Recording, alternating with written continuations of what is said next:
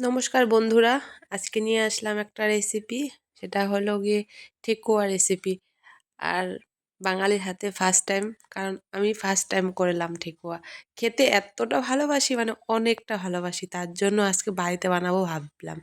তার জন্য না সব সরঞ্জাম রেডি করে নিয়েছি। আর এটা ছিল শুকনো নারকল, মানে শুকনো নারকেল একদম, সেটাকে গুঁড়ো করতে হবে। আর এখানে এলাইচি গুঁড়ো করে নিলাম। তারপরে আর কি সব কিছু মিক্স করতে হবে। এখন নিয়ে নিলাম ময়দা, আটা, মানে অনেকটা পরিমাণে বানিয়েছিলাম। তারপর অনেকটা মানে সুজি, মানে সেটা মাপে নি নিয়েছি আন্দাজ মতো আর কি।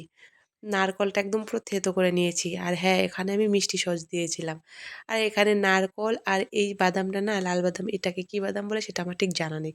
সেটাকে আমি আদা হালকা পেস্ট করে নিয়েছি, মানে শুকনো শুকনো আধা ভাঙা করে নিয়েছি। তারপর আর কি এখানে সুজি ময়দাটা মিশিয়ে তারপরে মিষ্টি সস আর একটু দিচ্ছিলাম সাদা তেল দিয়ে ভালো করে মিশিয়ে নিচ্ছি। আর এদিকে দেখুন, এই তো নারকল গুঁড়োটা, নারকলটা কি সুন্দর গুঁড়ো করে নিয়েছি, একদম ভালো মতোই গুঁড়ো করেছি। আর এটা ছিল বাদাম, বাদামটা কিন্তু আমি ভাজিনি, কাঁচা বাদাম দিয়েছি, একদমই কাঁচা। আর এটা ছিল কাজু বাদাম।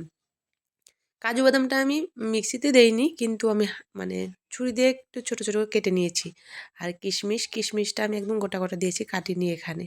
তারপর দিয়ে দিচ্ছি চিনি, কারণ আমি বললাম না অনেকটা পরিমাণে নিয়েছি, তো এটা আমি মেপে দিইনি। অনেকটা পরিমাণে আমার ৩ কেজি প্রায় হয়ে গেছিলো।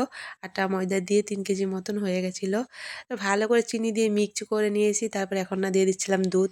দুধময় 1/2 লিটার মতো লেগেছিলো এখানে। তারপর ভালো করে মিক্স করে তারপরে এখানে দিয়ে দিলাম একটু আদা, কোচানো আদা। আদাটা ভালো করে কুচিয়ে নিয়েছি। তো ভালো করে কুচিয়ে নিয়ে তারপর আদাটাও দিয়ে দিলাম।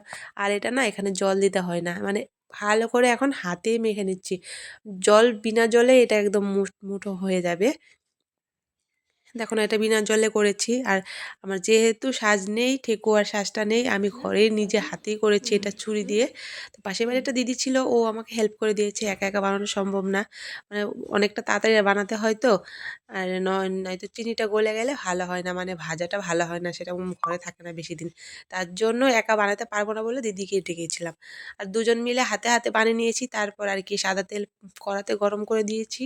একদম পুরো ডিপ ফ্রাই করতে হবে এটাকে, আর একদম আঁচ কমিয়ে ভাজতে হবে, কারণ এটা অনেকটা মোটা মোটা তো। তো ভেতরে ভালো মতো ভাজা না হলে খেতে সেরকম একটা ভালো লাগবে না। আর বিশ্বাস করবে না, এত ভালো হয়েছে খেতে, এত ভালো হয়েছে।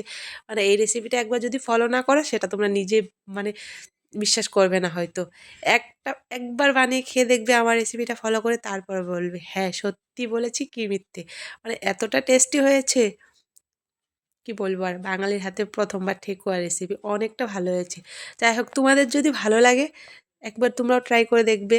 আর দেখুন একদম পুরো লাল লাল করে ভেজে নিয়েছি। আর আমার অনেকটা পরিমাণে আমার মানে ঠেকুয়া হয়েছিল, খেতেও তো দারুণই হয়েছিল, সেটা আমি বললাম। তারপরেও তোমরা একবার বানিয়ে খেয়ে তারপর আমাকে বলবে কেমন হয়েছিল ঠেকুয়ার রেসিপিটা। আর দেখতেও দেখছো কালারটা কি সুন্দর মিষ্টি কালার এসছে না, খুব সুন্দর হয়েছিল খেতে। যাই হোক, ভালো থাকবে তোমরা সবাই, টাটা।